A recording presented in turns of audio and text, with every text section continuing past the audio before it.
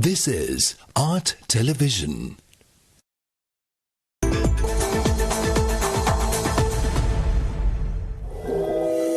Coming up, State of Business, sponsored by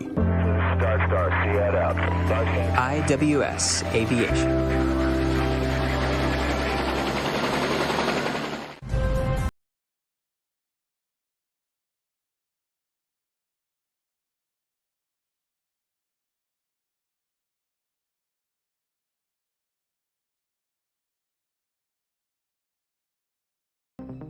A very good evening and a warm welcome to State of Business on Art Television.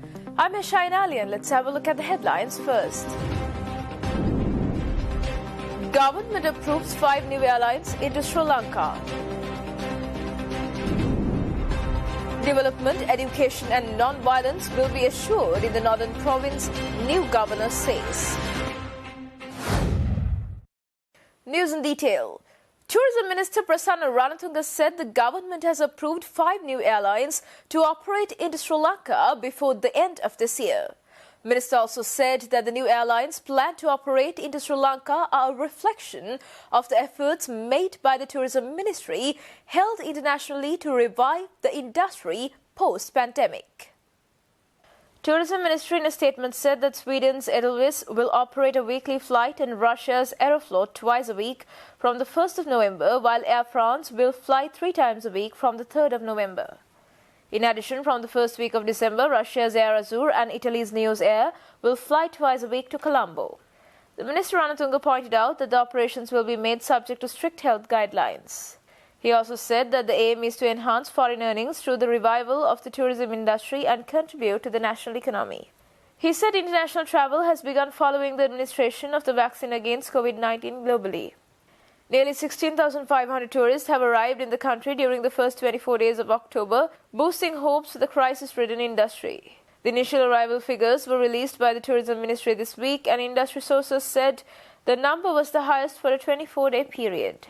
September saw the highest arrival of 13,547 tourists, thereby boosting the first 9 months figure to over 54,768. The majority of these tourists were from India, the UK, Pakistan, Russian Federation, Germany, Maldives, Canada, France, the US and Indonesia.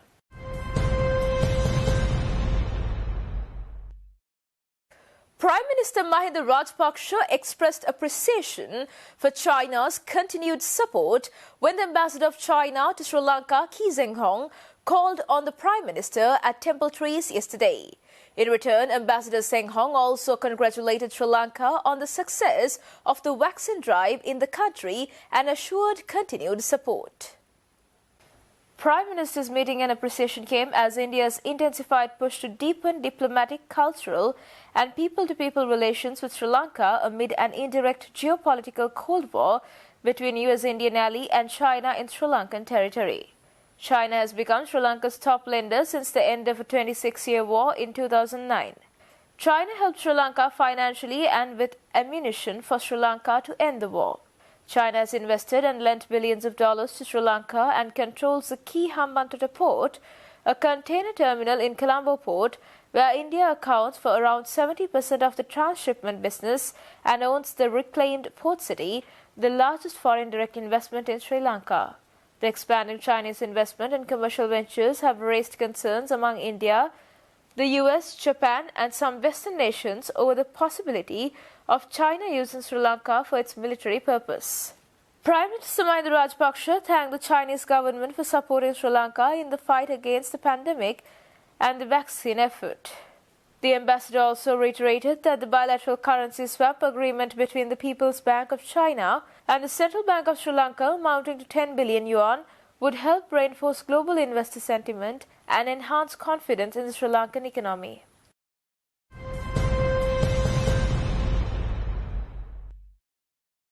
Newly appointed Northern Province Governor Jeevan Tyagaraja says he will make sure all the basic requirements for the citizens in the Northern Province. Governor Tyagaraja explained his plans for the province and assured informal ways of improving the education in many ways. We will use the school campuses after 1:30 they are fast asleep for catch-up education, higher education, adult education.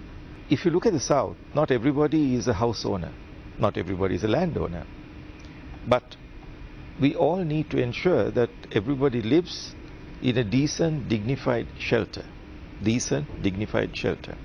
Further, whether you're drinking water from a pond or some other place, it must be fit for human consumption. So, chlorinate, test water quality, ensure that what people take is healthy for them. So these are some of the measures. In the public service, I'm looking at their welfare. I want the entire public service to have a working knowledge of English, to be able to understand how to on a computer, knock off a computer, and as I said, bilingual. So there's a whole series of efforts going on. And I did tell His Excellency the President that I would like to have the province, which is a second home for people overseas. So why would people come back to the northern province if we are not welcoming? We provide the infrastructure, the pull factor to come and spend some time during the year.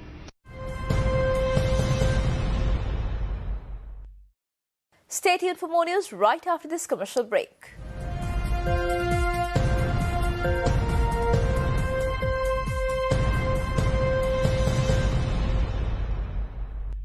SLT Mobitel Home Broadband within online learning සහ online working සඳහා ඇදහිය නොහැකි data දීමනා GB 30ක් රුපියල් 195යි GB 100ක් රුපියල් 490යි කාර්යාලයක් පාසලක් ගෙදරටම ගෙනෙන ශ්‍රී ලංකාවේ ප්‍රමුඛතම internet සබඳතාවය SLT Mobitel එකම එක සබඳියාව.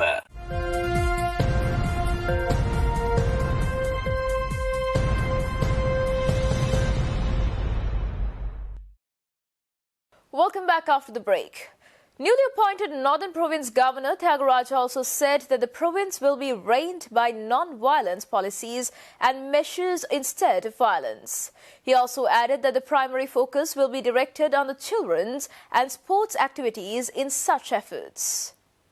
These are some of the areas, I may have forgotten a few, but these are some of the areas that I'm driving.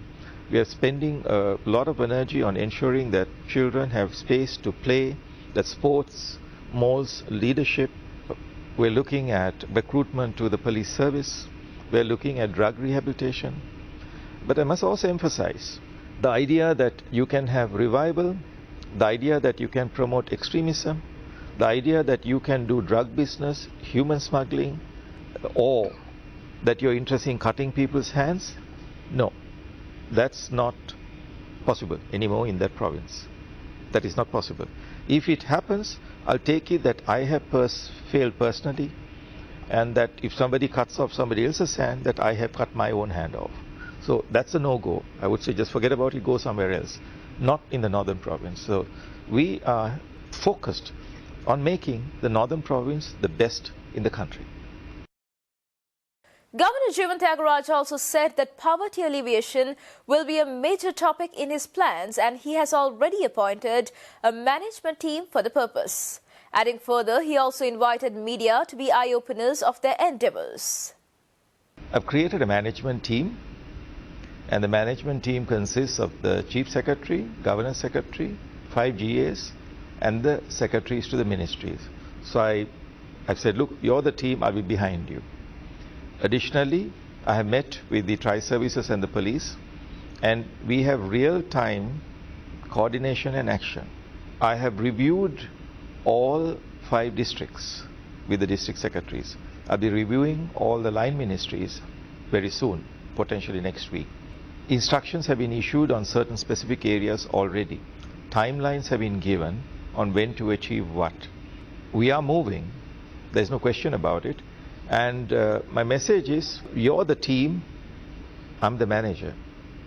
I won't be in front of you, I'll be behind you. I've asked the Chief Secretary, you hold press conferences, you talk to the press. The governor should not be doing all of that. He should be at the back, overseeing, looking at the gaps, driving things. We're setting up a development council, a sports council.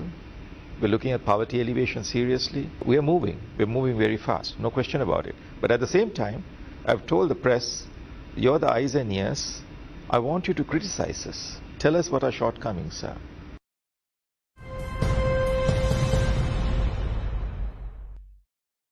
Sri Lanka index hit a new all-time high again yesterday, with earning hopes continuing to help boost investors, sentiment brokers said. The Colombo benchmark all-share price index closed 0.20% or 19.86 points higher at a new all-time high close of 10,146.90. The index touched an intraday peak of 10,180.21 in the first hour of the trading. The S&P SL20 index of more liquid stocks gained 0.98% or 36 points to close at 3,662.68. Analysts said the market is positive on earnings reports coming out this week. Foreign investors, however, sold a net of 154.5 million rupees worth of shares on Wednesday. The market has suffered a net foreign outflow of over 45 billion rupees so far this year. The day's turnover was 5.1 billion rupees above this year's average daily turnover of over 4 billion rupees. The gain was led by Commercial Leasing and Finance, Hatton National Bank and Royal Ceramic Lanka. Commercial Leasing and Finance gained 2.9% to close at 46 rupees and 10 cents a share. Hatton National Bank gained 6.29% to close at 160 rupees and 50 cents a share. Royal Ceramic Lanka gained 4.99% to close at 56 rupees and 80 cents a share. Due to profit-taking by the investors, Expo Lanka Holdings, the market heavyweight, which was a significant export component in its business, fell 1.79% to close at 290 rupees a share.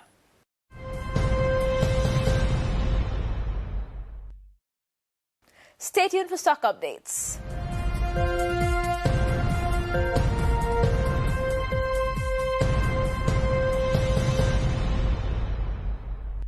අන්තර්ජාලය fibre සමගින් බලකැන්වෙන තැන ඉස්සර වගේ නෙවෙයි දැන් ශ්‍රී ලංකාවේ ප්‍රථම වේගවත්ම සහ පුළුල්ම ප්‍රීමියම් ෆයිබර් අන්තර්ජාලය SLT Mobitel Fiber දේශීය fibre Balawegaya.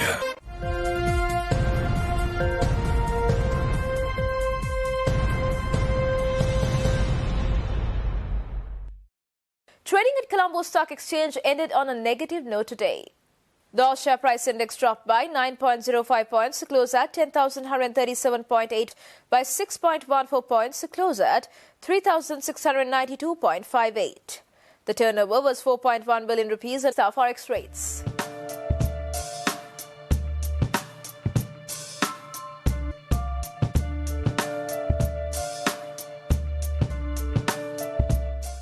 Until then, take care and good night.